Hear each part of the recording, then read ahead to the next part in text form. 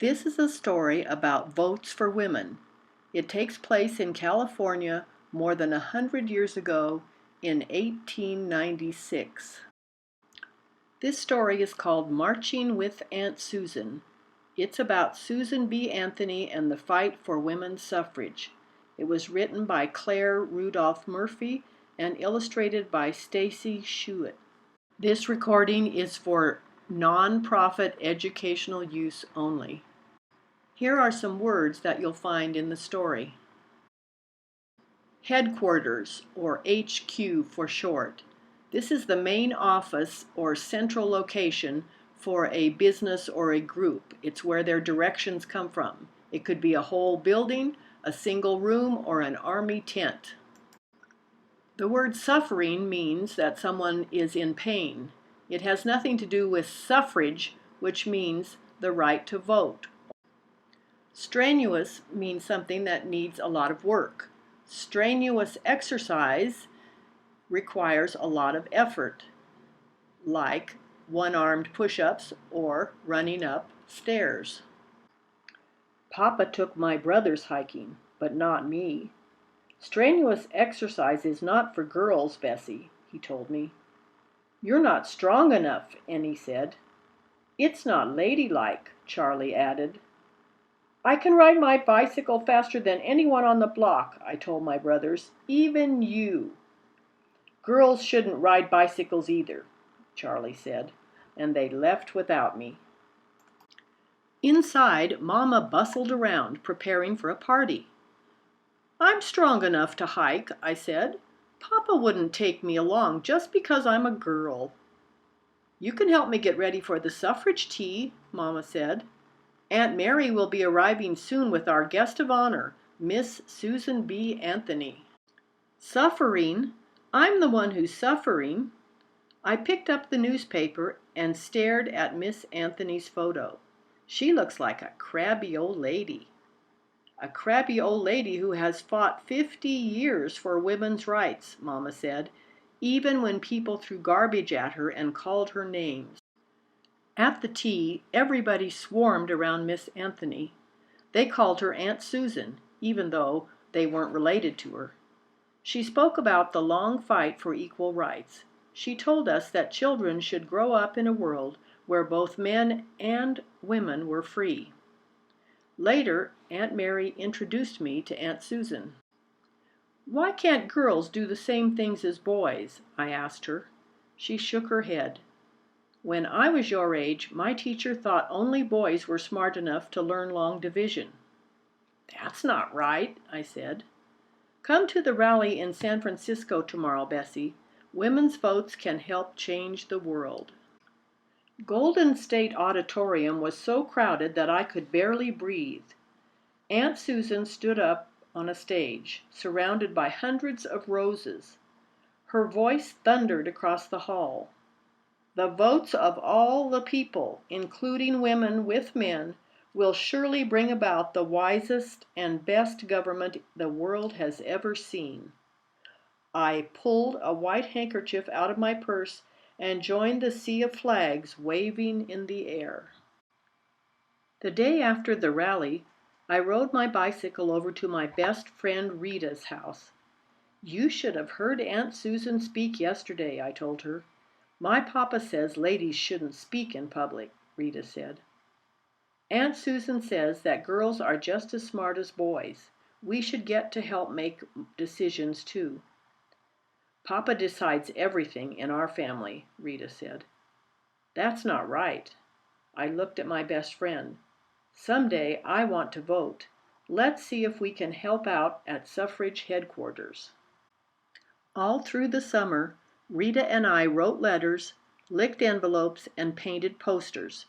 As we worked, we listened to women talk. Men decide everything. They even decide if we should get to vote. Men decide how the children are raised. Men decide how the household money is spent. I don't understand, I said to Rita. I get to spend my allowance any way I want, and Mama makes decisions about lots of things we buy. Not at our house, Rita shook her head. Papa keeps track of every penny. The week before the election, we visited a factory in San Francisco. Rows and rows of girls sat hunched over sewing in a dark room. Aunt Susan encouraged them to come to our suffrage parade. Afterward, a girl walked up. Me and my sister did some extra sewing to help the campaign. She handed Aunt Susan 2 dimes. If women win the vote, will I be able to go to school? I couldn't imagine not learning how to read and write. I leaned against the wall and tried to catch my breath. It made me so sad. Back at headquarters, I asked Aunt Susan why those girls didn't go to school. Many parents can't make enough money to feed their families, she told me, so the children have to work. Can women getting the vote change that? I asked. Aunt Susan nodded. We can work to pass laws that will help adults and children.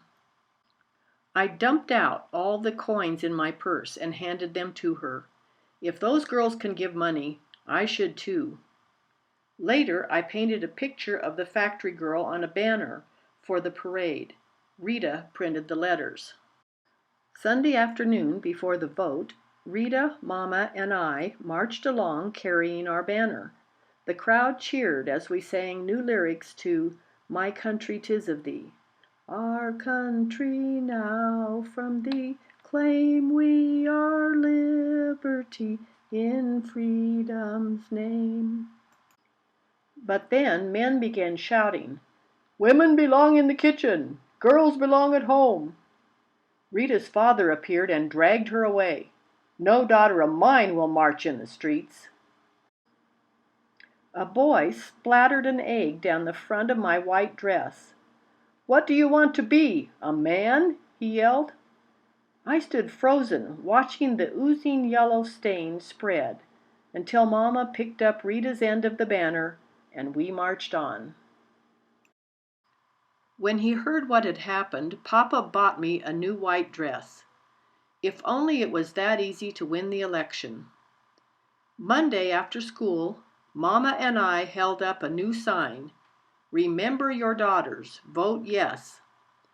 I couldn't tell if I got more pats on the head or grumbles from the men walking by, but Mama said, it only matters how they vote tomorrow.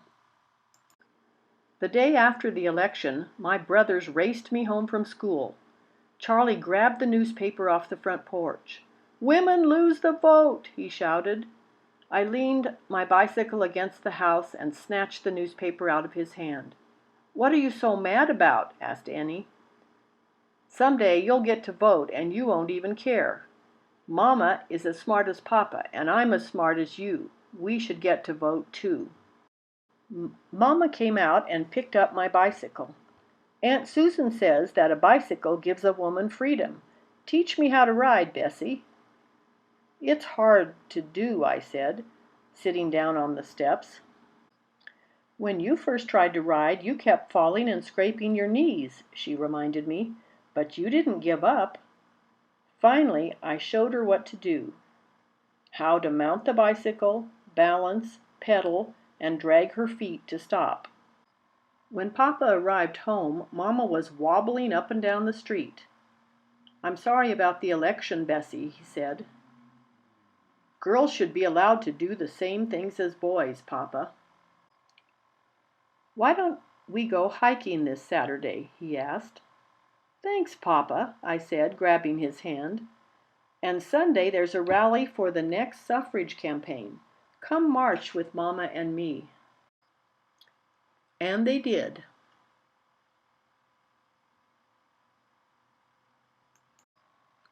The women of California did not get the vote until 1911, 15 years after this story happened. Do you think Bessie would have been one of the women fighting for the vote and using it when she got it?